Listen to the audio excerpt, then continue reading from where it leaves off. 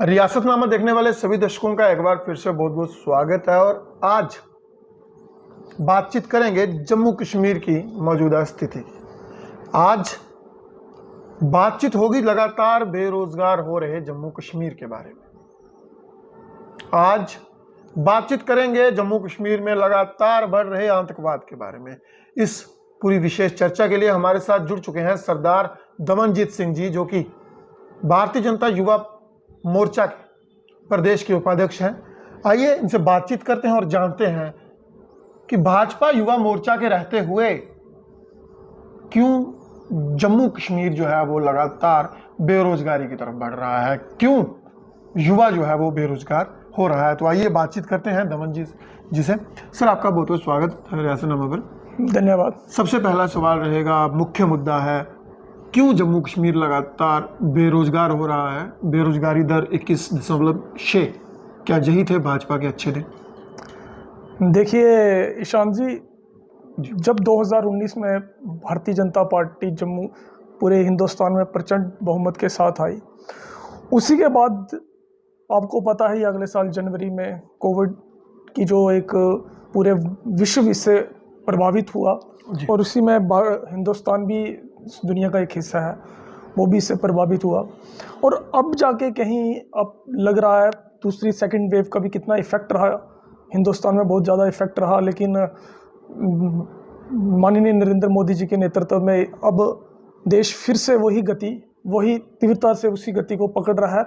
और मुझे इस बात में कोई निश्चिंत नहीं है कि आने वाले समय में आप भी देखेंगे काफ़ी सारी जो है अभी भी प्रदेश ने, हमारे माननीय लेफ्टिनेंट गवर्नर साहब ने काफ़ी सारी नोटिफिकेशंस जो हैं जॉब के रिगार्डिंग गवर्नमेंट जॉब्स के निकाली हैं। जम्मू कश्मीर में जिस तरीके से इन्वेस्ट हो रहा है और आने वाले समय में प्राइवेट सेक्टर में बहुत सारी जॉब्स हैं वो आने वाले समय में जम्मू कश्मीर में निकलेंगी। और मुझे ये यकीन है कि आने वाले समय में जम्मू कश्मीर में जो एम्प्लॉयज़ हैं उनको काफ़ी सारा रोजगार यहाँ पे मिलेगा। दमन जी, कोरोना की आपने बात की, कोविड पूरे देश में रहा, पूरे विश्व में रहा, लेकिन क्या कारण था कि जम्मू कश्मीर का 21.6 हो गया, जो कि कुछ देर पहले तक 13 था, लेकिन पूरे हिंदुस्तान से सबसे ज़्यादा हो गया? क्या सबसे ज़्यादा कोविड जम्मू कश्मीर में ही आया? क्या नहीं, ऐसा बात नहीं है। जम्मू कश्मीर में आपको पता ही है कि जम्मू कश्मीर में जो पहली भी सरकारें यहाँ पे रही है, हमेशा जो ही एम्प्लॉयमेंट है, एक तो हमारी जो जम्मू कश्मीर की एम्प्लॉयमेंट है, हमारे सभी लोग यही कोशिश करते हैं कि हमें गवर्नमेंट जॉब मिले। प्राइवेट सेक्टर जो है वहाँ पे इतना 370 के कारण जहाँ पे इतने बाहरले इन्वेस्टर वहाँ पे यहाँ पे इतना आते नहीं थे। अब मुझे लगा जैसे कि एब्रोगेशन ऑफ 370 और 35A के बाद आने वाले समय में आप देख रहे हैं बहुत सारी 25,000 करोड़ का MOU इंडस्ट्री के साथ साइन हुआ है, नई पॉलिसीज इंडस्ट्री की केंद्र की तरफ से आई हैं। आने वाले समय में ये जो दौर है जो एम्प्लॉयमेंट का है, मुझे यकीन है कि आने वाले समय में इसमें ज़रूर गिरावट आएगी। बात करें अगर मौजूदा हालातों की, थोड़ी देर पहले एक डाटा जारी किया गया था जिसमें बताया गया था कि सिर्फ 2 ही बाहरी लोगों ने जो अभी तक है जम्मू कश्मीर में प्रॉपर्टी जो है वो खरीदी है।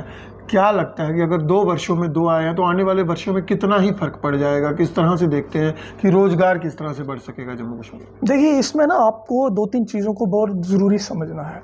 जब आर्टिकल 370 और 35A की एब्रोगेशन हुई, उसके बाद जब ये 2 चीज़ें हुई, उसके बाद हमारे लोगों का एक मत रहा कि हमारी जो जहाँ की लैंड है, हमारी जो जॉब्स हैं वो हमारी सेफ रहनी चाहिए जी।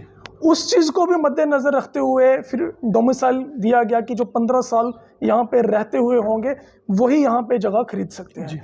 एक तरफ हम पूरे देश में इन्वेस्टर को जम्मू कश्मीर में बुला भी रहे हैं और दूसरी तरफ हम प्रदेश के जो नौजवान हैं, प्रदेश की जो लैंड है उसको सिक्योर रखने की बात जब सभी कहते हैं, हमें 2 तरफ से चलना पड़ता है।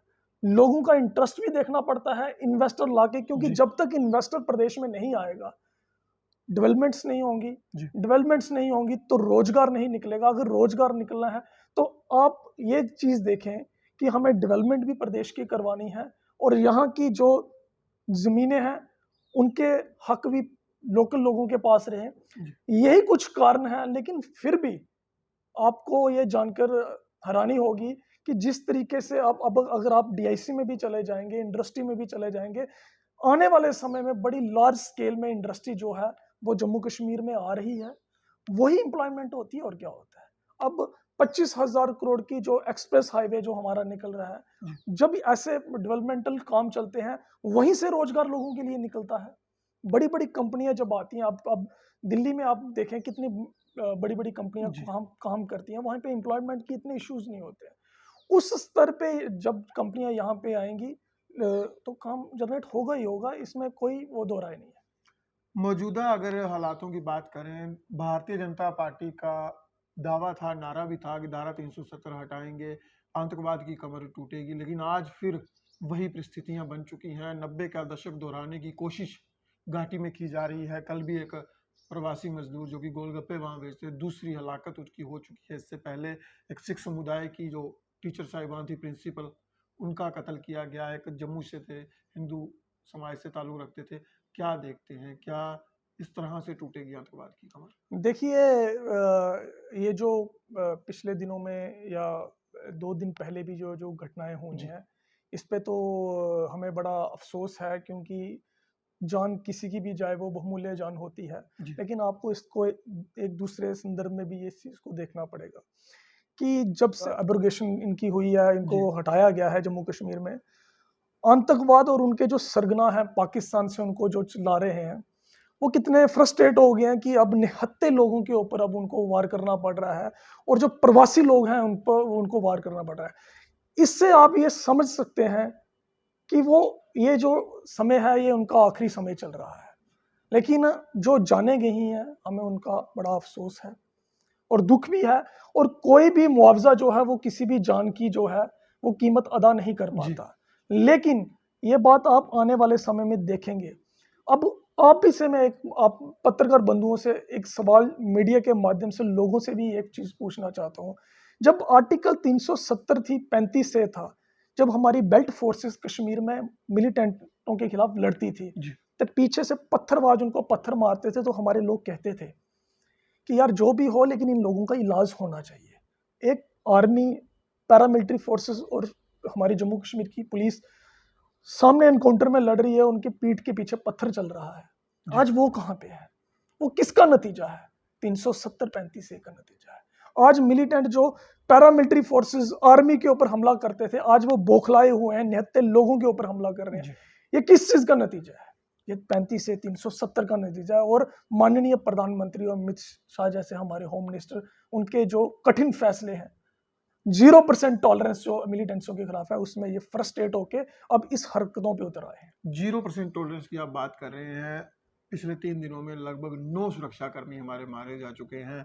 लगातार पुंछ में, सुरनकोट में, रजौरी में, या फिर कहेंगे घाटी के क्षेत्रों में एनकाउंटर जो है वो चल रहा है। क्या देखते हैं कि आखिर कहाँ कमी आ जाती है, कहाँ चूक रह जाती है? क्या इंटेलिजेंस इनपुट में चूक रह जाती है कि रोजाना हमारे देश के वीर जवान जो है वो शहादत पाते हैं? पिछले दिनों 5 इकट्ठे शहीद हुए, फिर 2 उसके 2 दिन बाद। पुंछ सेक्टर में ये पहले चीजें इतनी देखी नहीं गई।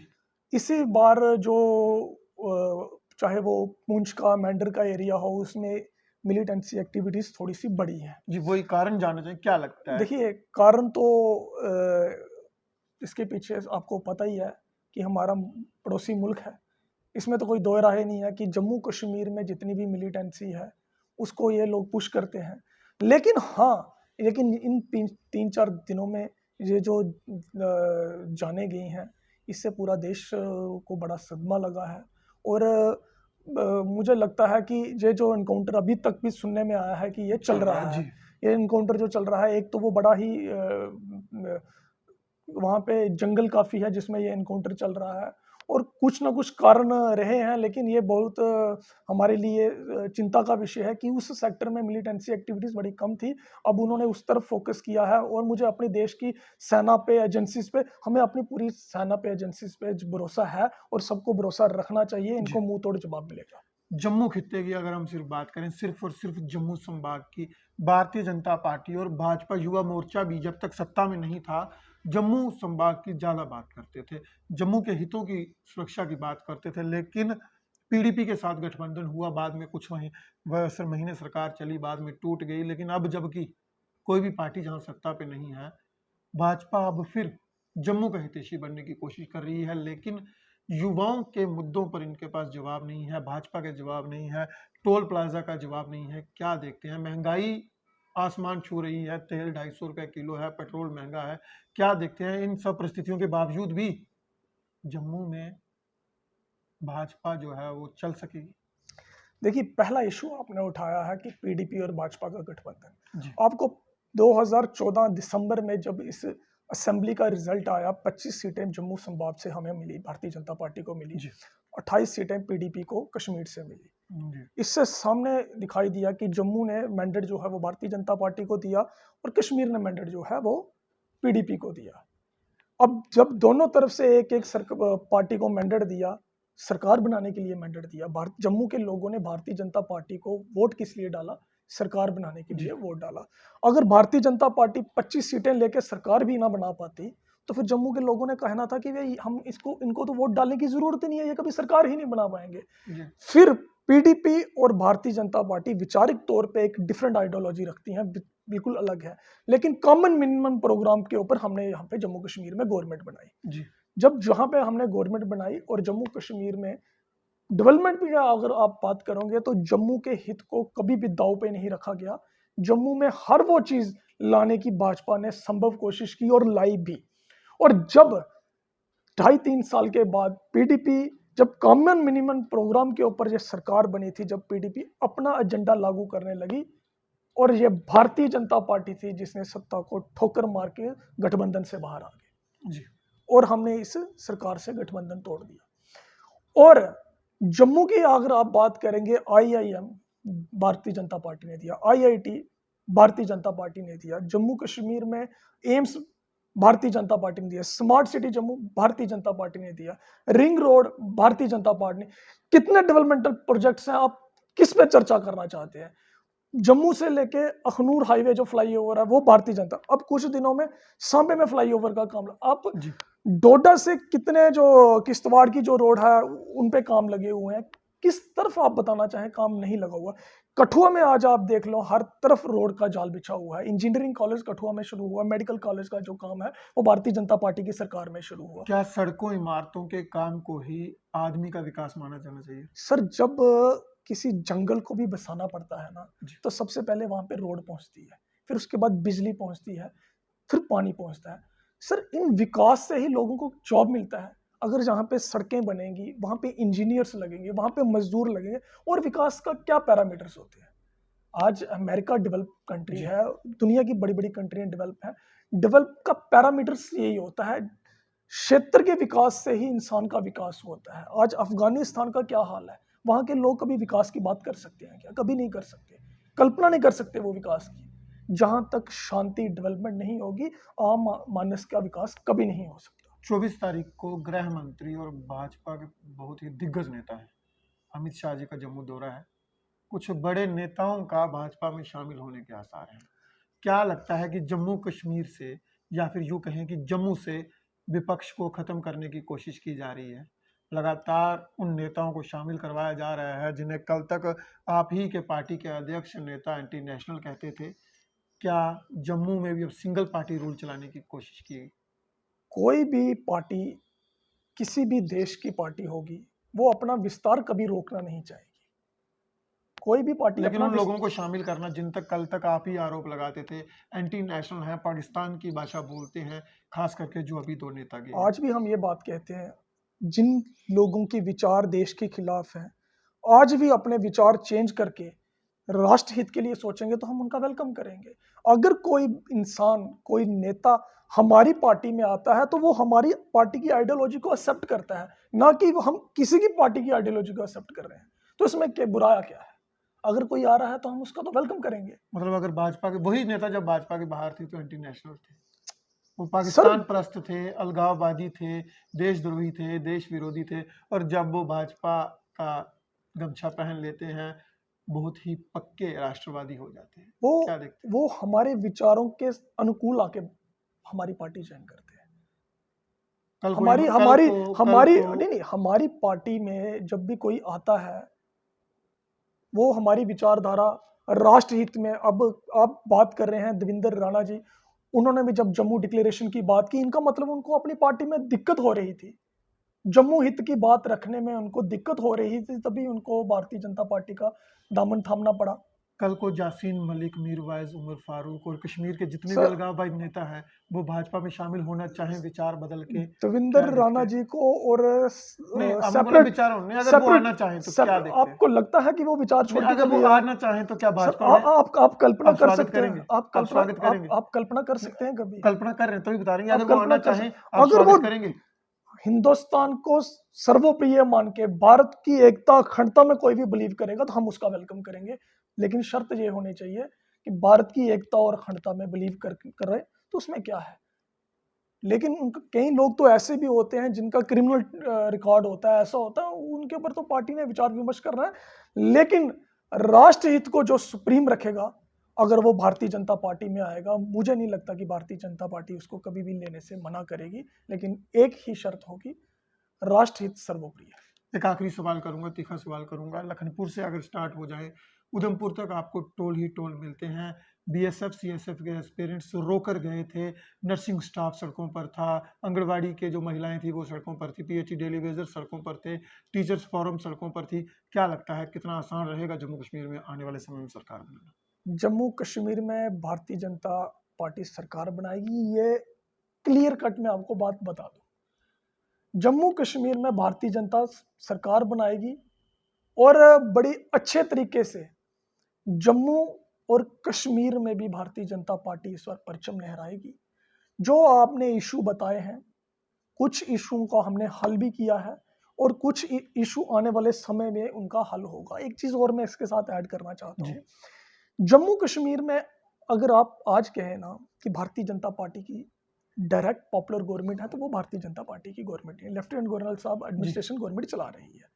हाँ, कुछ इश्यूज के ऊपर, एक आधे इश्यूज के ऊपर कहीं ना कहीं केंद्र भारतीय जनता पार्टी प्रदेश से कुछ सुझाव मांगता है, ठीक है, लेकिन अमूमन तौर पे ये गवर्नमेंट जो है लेफ्टिनेंट गवर्नर साहब भी चला रहे हैं। डायरेक्टली बीजेपी रन कर रही है नहीं इसको नहीं नहीं जम्मू सर, दिल्ली से, जब बीजेपी ठीक है होम मिनिस्ट्री के अंडर मानते हैं ना आती आप इसको आती रन है कर रही है जी। लेकिन अगर कठुआ में कोई दिक्कत होगी, हम सीधा होम मिनिस्टर से थोड़ी ना कांटेक्ट करेंगे। एक चीजें होती हैं, लेफ्टिनेंट गवर्नर साहब जिस चीज को देख रहे हैं वही ही देख रहे हैं जी। ठीक है।